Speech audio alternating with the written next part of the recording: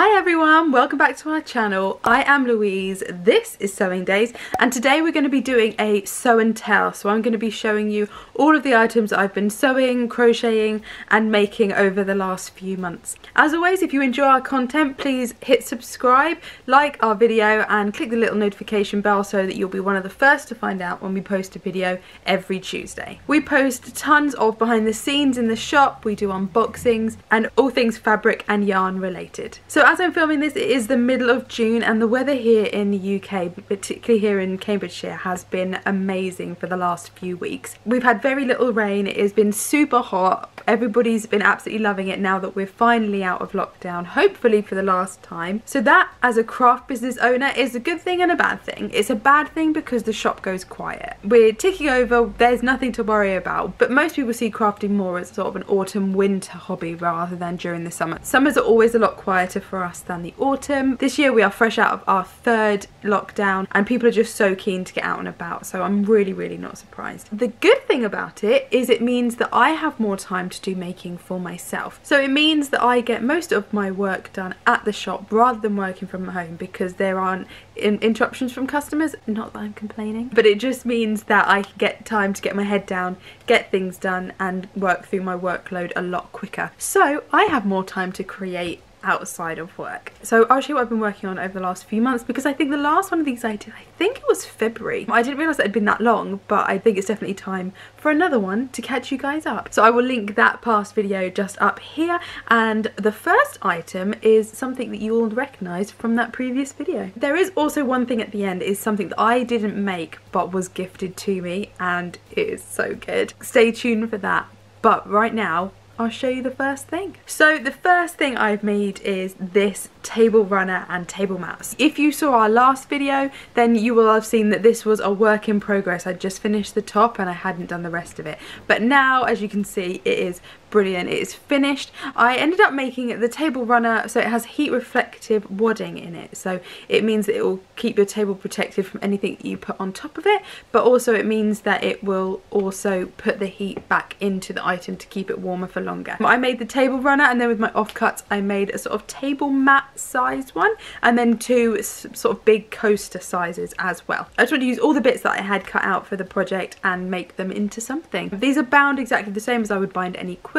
I think these will probably end up being gifted to some family friends, probably for Christmas or their birthdays. But for now, I'm not really sure what I'm going to do with them other than just look at them, because I think they're pretty cool. The next thing is something that I am still working on. So it is a honeycomb patterned crocheted blanket. I started crocheting maybe 3 years ago, I think, and this pattern is something that's really straightforward and only uses one stitch. It uses a treble crochet, which in the US is a double crochet because we use different terms. It's the only stitch that it uses, which is the same one as you use for a granny square. So if you can do a granny square, you can definitely do this pattern. There are lots of variations on patterns like this. This is one that I saw the inspiration for this on Pinterest and then figured out the pattern and the numbers for myself. I didn't buy a pattern and use that, but basically the pattern is created by using a chain and then doing more treble crochets. So the pattern emerges depending on where you put your chain. So I've seen people do them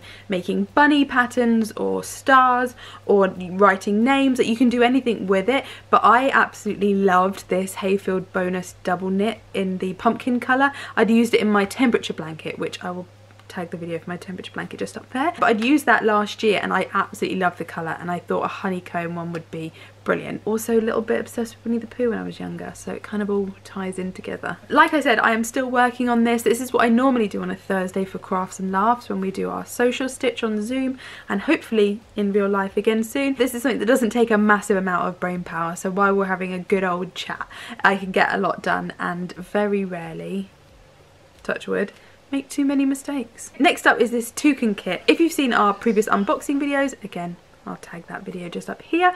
A lot of these kits came in. We have rainbows, donuts, dinosaurs, all sorts of different things. Well, I wanted to make one of them up for the display. Now I was going to do a rainbow one, but when they arrived, one of the Toucan packets was ripped, so I thought it was a perfect excuse to make one of those instead. It was very, very straightforward. Everything was already cut out. The instructions were very clear. You actually got a lot more thread than you needed. Sometimes I probably used maybe about that much, and I got a couple of meters of it. For the price of those kits, they're only £2.60. They're an absolute bargain. They are great gifts, and I was definitely pleasantly surprised by what is included in the kit. Compared to some of the other kits that we've had in the past, I think these ones are absolutely great, so I will definitely be keeping them in stock for a while. Also, one of my best friends is American, and she called me after I did the unboxing for those videos and asked me to say toucan. Well, we say toucan in England and I didn't think anything of it, but she says toucan. Terrible American accent, apologies. So she basically just called to mock me because apparently I say it wrong,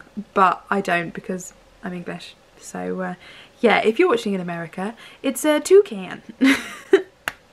Sorry again. So next up, I made some bunting from the seaside range we got in from Macau a few weeks ago. It has been really popular. There's not very much of it left, so if you do fancy any, make sure you get some pretty soon. But I wanted to make some bunting for my garden, as you can see. While the weather is beautiful, something to brighten it up a little bit. I think this will end up going to my aunt because she loves the seaside, she loves beach huts, so I think this will end up being gifted to her. But I just love bunting. It is so easy to do, it is so straightforward, and if you see the Pride window video that we did a couple of weeks ago, there was a very short mini bunting tutorial in the middle of that, so again I will link that video for you. But this bunting just looks so good up in the garden and just gives it a little bit of an extra bit of something. So next is another work in progress. It is a snood that I am making from the Stylecraft Batik Swirl. It is really, really good and it's really, really straightforward. So my favourite things about this project is, first of all, the colours, like the way they blend into each other. Like, I just absolutely love them. They're not too bright, they go with most things, and I just think it's absolutely brilliant. But the other thing is that the pattern for the snood that I'm following is printed in the band on the ball, so it means that you don't need to buy a separate pattern when you buy your yarn. You just buy the ball of yarn and it has everything in there that you will need. All you will need is the hook. Like I said, it is really straightforward. It is so easy to do, and you could very easily use this pattern to make snoods in lots of different yarns, or even make it into a scarf. You obviously just wouldn't join it up. It's a really versatile pattern and I'm really, really enjoying doing it so far. Okay, so next.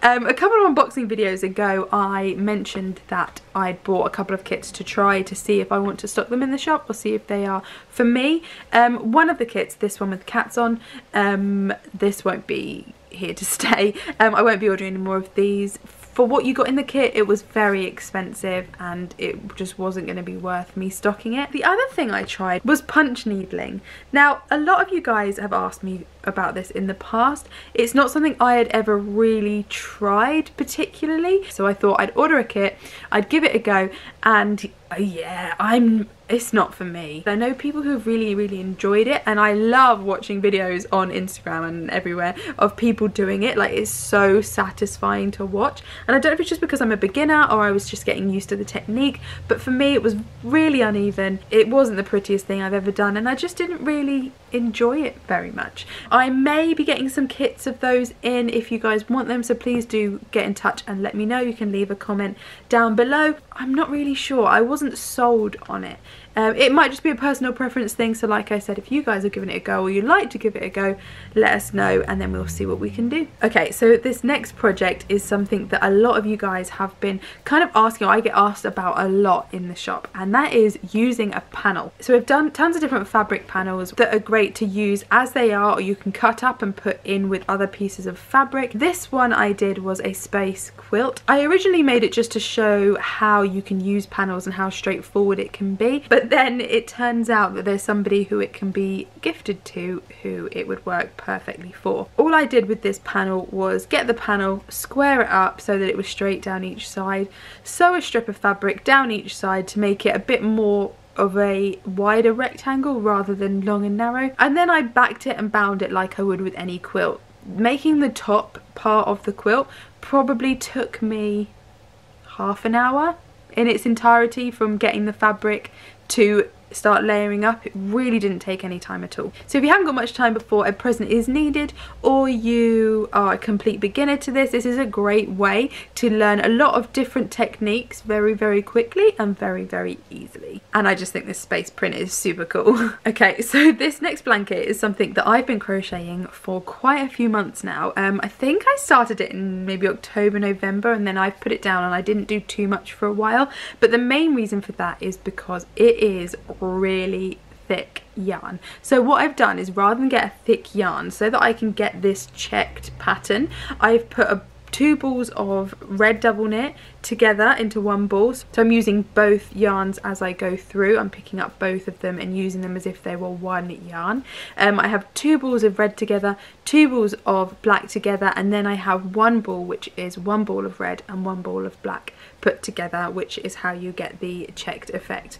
I'm really enjoying it. It is so badly crocheted. The sides aren't even nearly straight. My squares aren't square. They are definitely completely wonky. But I was really enjoying doing it. The only reason I've stopped is because it is so heavy and so thick that while the weather is hot, I don't want to get all snuggled up underneath that. I'll be absolutely sweating. So it is something that I love working on. I love the concept, but it is just on hold for a little bit.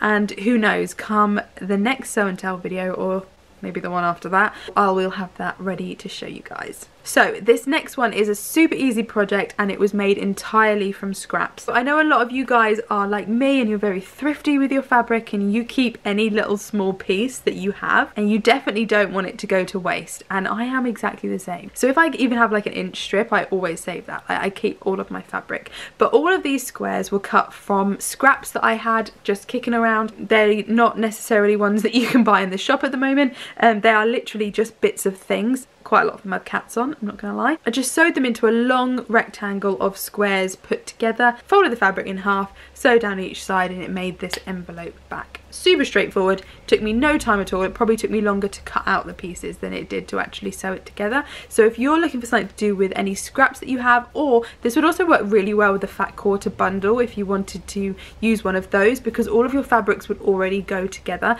This would be a really great project for that as well. Okay, so last up is the item that I said I haven't made but was gifted to me, and it is amazing. So a couple of weeks ago it was my birthday, and for those of you who don't know, I am a huge Animal Crossing fan. I play it way more than I actually should, but it's just so relaxing, and my favourite character in Animal Crossing is Molly the duck. She looks like this. She's so cute. Anyway, before I get a bit geeky about Animal Crossing, my best friend Fee, who you've definitely seen before in a few videos, she crocheted me my very own Molly. Oh, look at her, she's massive. She's so cute. She's got a little cardigan. She's got a little tongue. I just love her so much. She's so squishy. The other thing about making gifts for people is I totally appreciate how much work and time and yarn and probably stress and miscounting went into this. Sometimes I make things for people and I think, oh, do you know what? I'm glad I did it and they really like it, but I think actually you've got no idea how stressful or how difficult or how time consuming that was, or how much the yarn or the fabric cost. But I 100% appreciate this super cute little Molly. Her beak's a bit wonky, but she's still super cute. So thank you very much, Fee. I love her. And if anybody else wants to make me anything Animal Crossing themed, then go ahead. Okay, so that is it. That is everything I have been working on and making for the last couple of months. I hope you've enjoyed this video and it's given you a bit of inspiration on what you can work on next. All of the products I use to make these items are tagged in the description box below, so if you see anything you like, you can just click the link and then it will take you straight to our website. Other than that, thank you again for watching. As always, like I said before, if you hit the subscribe button and the notification bell, you'll be one of the first people to find out when we post our videos every Tuesday, and if you want to give the video a big thumbs up as well, that would be amazing. But for now, we hope you've enjoyed our video and we'll see you next week. Have a good day, guys.